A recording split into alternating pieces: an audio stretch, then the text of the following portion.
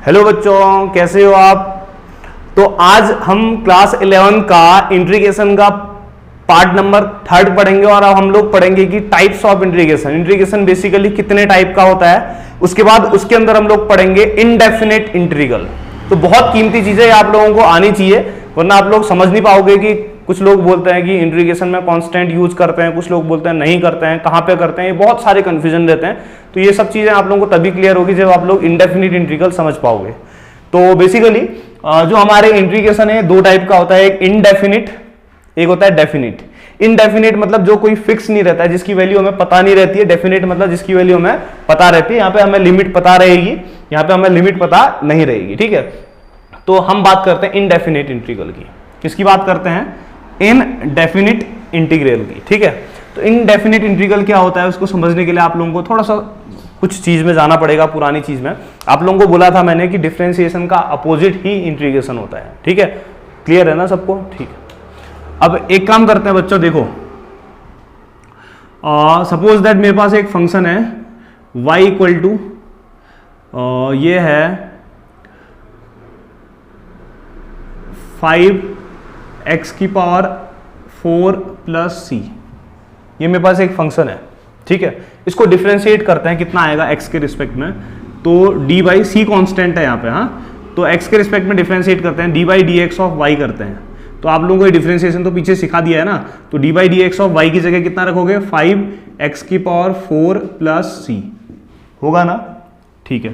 तो करें d by D x, कैसे करेंगे? पहले d by D x 5x की पावर 4 का करोगे, फिर d बाई डी एक्स किसका करोगे? c का करोगे। तो 5x की पावर 4 में से क्या कांस्टेंट है बताओ? 5 कांस्टेंट है बाहर, तो d by D x of x की power 4 plus d by D x of constant कितना होता है बच्चों बताओ? 0।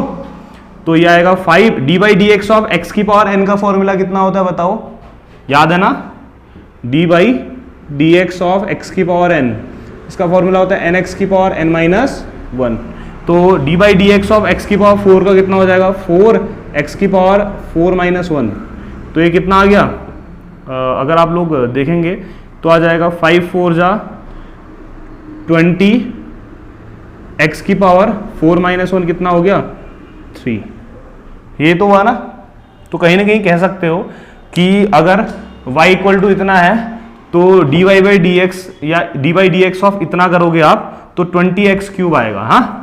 आप लोगों को समझाने के लिए इतना लंबा किया, वरना मैं सीधे कर सकता था। तो कह सकते हो 20x क्यूब आया, सॉरी 20, ठीक है। तो 20x क्यूब आया। अब आप लोगों को मैंने बोला कि डिफरेंशिएशन का उल्टा इंटीग्रेशन होता है, मतलब कि इसका अगर आप लोगों ने x के रिस्पेक्ट में डिफरेंशिएशन किया, इतना आया, तो इसका मतलब आप लोग क्या कह सकते हो? पुराना पढ़ चुका है ना हम। इसका डिफरेंशिएशन किया x के रिस्पेक्ट में तो ये आया, तो आप इसका इंटीग्रेशन करोगे 20x क्यूब का। अगर आप क्या करोगे? इंटीग्रेशन करोगे x के रिस्पेक्ट में, तो कितना आना चाहिए बताओ? 5x की पावर 4 प्लस c। आना चाहिए नहीं आना चाहिए? बिल्कुल आना चाहिए, क्योंकि किसी चीज का डिफरेंशिएशन करते हैं तो ये आया, तो इस चीज का उसी के रिस्पेक्ट में इंटीग्रेशन करोगे तो ये आना चाहिए। यही तो हमने पढ़ा है ना, इंटीग्रेशन यही तो होता है, ठीक है, सबको पता है। अब एक काम करते हैं, ये आना चाहिए, चलो ठीक है, अच्छी बात है। तो कहीं ना कहीं इस चीज का इंटीग्रेशन करोगे तो ये आएगा, c कांस्टेंट है यहाँ पे। अगर आप वैसे एक बार करके देखते हैं कि कितना आता है जरा, हाँ। तो इंटीग्रेशन ऑफ 20x क्यूब करके देखते हैं कि कितना आता है, एक बार जरा देखें। तो इंटीग्रेशन ऑफ बताया था बच्चों आप लोगों को, फॉर्मूला याद है ना? d बाई फॉर्मूला क्या बताया था? इंटीग्रेशन ऑफ x की पावर n dx कितना होता है बताओ? ये होता है x की power n plus 1 upon n plus 1 होता है ना। और साथ में ये भी तो पता है आप लोगों को, क्या एक और formula? Integration of c x की पावर n dx कितना होता है? c जो कांस्टेंट है बाहर आता है, और इंटीग्रेशन ऑफ x की पावर n dx होता है। ये दो फॉर्मूले आने चाहिए। तो 20x क्यूब करना है, तो 20x क्यूब में से 20 कांस्टेंट है बाहर आ जाएगा, तो अंदर होगा integration of x cube dx, ठीक है, सही है। तो अब इंटीग्रेशन ऑफ x की पावर n करते हैं फिर जरा। तो ये 20 तो ठीक है, x की पावर n का इंटीग्रेशन कितना होता है बताओ? x की power n plus 1 upon n plus 1, तो कितना आ जाएगा? 20x की पावर 4 अपॉन 3 प्लस 1 कितना हो गया? 4। तो 4 5 जा कितना हो गया? 20। तो 5x की पावर 4 आया। तो बच्चों कहीं ना कहीं 20x क्यूब का इंटीग्रेशन करके यहां से 5x की पावर 4 आया। अगर हमने फॉर्मूले से किया और वैसे देखा तो इतना आया, तो बताओ कौन सही है? हाँ, तो इसका मतलब इसको थोड़ा मिटा देता हूं और लिख देता हूं कि इतना आया। हाँ, तो बेसिकली इतना निकालने के बाद हमें पता चला कि इंटीग्रेशन ऑफ 20x की पावर 3 है, सॉरी ये 3 है, तो इसका इंटीग्रेशन जब हम करेंगे तो ये आया था हमारा 5x की पावर 4। तो हमने इसको दो तरीके से करके देखा। एक बार 20x की पावर क्यूब का यहां से देखा कि D by D x of इतना इतना है 20x क्यूब, तो ऐसे 20x क्यूब का अगर हम इंटीग्रेशन करेंगे तो 5x की पावर 4 प्लस सी आएगा। बट जब हम लोग फॉर्मूले से इसको करके देखते हैं 20x की पावर 3 का इंटीग्रेशन, 20x की पावर 3 का इंटीग्रेशन करते हैं तो 5x की पावर 4 आया। हुआ ना कंफ्यूजन? नहीं हुआ कंफ्यूजन? देखो एक ही इंटीग्रेशन की दो वैल्यू कैसे आ सकती है बताओ? 20x क्यूब का इंटीग्रेशन यहां से किया 5x की पावर 4 प्लस सी आया, और इधर से 20x क्यूब का इंटीग्रेशन किया फॉर्मूले से 5x की पावर 4 आया, तो एक ही इंटीग्रेशन की दो वैल्यू आई। इसका मतलब इसी को बोलते हैं इनडेफिनिट। इसी चीज को क्या बोलते हैं? Indefinite integral. आया समझ में? कि जब किसी पर्टिकुलर फंक्शन का आप इंटीग्रेशन कर रहे हो और उसकी अलग अलग वैल्यूज आ रही हैं, तो इसका मतलब है कि उस चीज का जो इंटीग्रेशन है वो इनडेफिनिट है। क्या है? इनडेफिनिट। डेफिनिट नहीं है। दो चीज का इंटीग्रेशन अलग अलग कैसे आ सकता है? इसी को बोलते हैं इनडेफिनिट। ठीक है, तो कोई आपसे पूछेगा कि इनडेफिनिट इंटीग्रल क्या होता है, तुम बोलोगे किसी फंक्शन को अगर इंटीग्रेट किया उसकी दो डिफरेंट वैल्यूज आ रही है, एक में एक कुछ कांस्टेंट आया, एक में कुछ दूसरा कांस्टेंट आया, कुछ नहीं आया, या कह सकते हो कि यहाँ पर को 5x की पावर 4 प्लस 0 आया, तो यहाँ 0 कांस्टेंट आया या इससे पहले कुछ आया, तो ऐसे इंटीग्रेशंस को बोलते हैं इनडेफिनिट। क्लियर हो गया ना? और इनडेफिनिट इंटीग्रल को पहचानने का एक और तरीका है कि ये देखो, इसको ना, इसमें दो चीज होती है। एक होता है, देखो ना, जब इंटीग्रेशन करते हैं तो यहाँ पे दो पॉइंट हैं, तो इस पॉइंट को अगर मैं ए बोल दूं, इसको बोल दूं बी, तो ये चीज होती है लोअर लिमिट, ये होती है अपर लिमिट।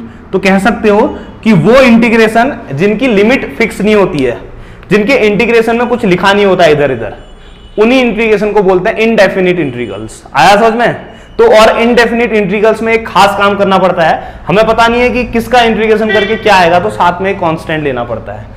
तो इनडेफिनिट इंटीग्रल क्या होता है, कोई पूछेगा तो तुम बोलना वो इंटीग्रेशंस जिनका वैल्यू होती है, जो इंटीग्रेशन करने के बाद जो वैल्यू निकलती है वो फिक्स नहीं रहती है, मतलब कि कहीं पे कुछ कांस्टेंट आएगा तो कहीं पे कुछ और कांस्टेंट आएगा, उनको इनडेफिनिट इंटीग्रल बोलते हैं। तो इनडेफिनिट इंटीग्रल के लिए कैसे समझते हैं कि ये इनडेफिनिट है या डेफिनिट है? अगर आपको ऐसा दिया हो कुछ भी x क्यूब dx दिया हो, देखो ये इंटीग्रेशन किया है तो यहाँ पे कुछ लगा नहीं है ना, लिमिट a टू b नहीं लगाया, या 4 to 5 कुछ ऐसा कुछ लगाया है? नहीं लगाया। तो समझ जाना कि जहां अगर लिमिट नहीं लगी होगी तो वो इनडेफिनिट इंटीग्रल है। और इनडेफिनिट इंटीग्रल में क्या होता है सुनना, बेसिक फॉर्मूला बता रहा हूं x की पावर n के लिए। तो x की पावर n का इंटीग्रेशन x की power n plus 1 upon n plus 1 होता है। तो इनडेफिनिट इंटीग्रल को जब आप करोगे, जैसे x की पावर n का इंटीग्रेशन करोगे, जो आपको फॉर्मूला पता है वो रख दोगे, साथ में एक c कांस्टेंट आता है।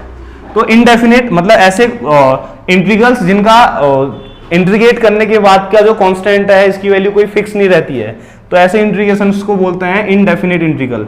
या कह सकते हो वो इंटीग्रेशन जिनकी लिमिट फिक्स नहीं होती है उनको इनडेफिनिट इंटीग्रल्स बोलते हैं, और वहां पर को हम इंटीग्रेशन के बाद एक कांस्टेंट यूज करते हैं। जैसे एग्जांपल, ठीक है, और पहचानोगे कैसे, मैंने आप लोगों को बता दिया है कि इसकी लिमिट में कुछ लगा नहीं होना चाहिए, कुछ नंबर नहीं होने चाहिए, तो डेफिनेट में नंबर होंगे। ठीक है, एग्जाम्पल देखो, इंटीग्रेशन ऑफ x की पावर 4 dx है। ठीक है, तो सीधी सी बात है, x की पावर 4 का n का कितना होगा, 4 प्लस 1 अपॉन 4 प्लस 1 कर दिया, साथ में इंडेफिनिट है ना, तो प्लस c, तो x की पावर 5 अपॉन 5 प्लस c। ऐसे ही integration of sine x dx है, तो साइन x का कितना होता है, मैंने आप लोगों को बताया था इंटीग्रेशन, माइनस कॉस x होता है। ठीक है, ये इंडेफिनिट है, इसकी लिमिट में कुछ है नहीं, तो साथ में प्लस c। आया समझ में? तो इस तरीके से आप लोग करोगे इंडेफिनिट इंटीग्रल्स। आया समझ में? ठीक है, अब इसके नेक्स्ट लेक्चर में आप लोगों को बताऊंगा मैं डेफिनिट इंटीग्रल क्या होता है, उसके बाद मेथड ऑफ इंटीग्रेशन बताऊंगा और इंटीग्रेशन फिर कंप्लीट हो जाएगा। ठीक है, आज के लिए इतना ही पढ़ते हैं।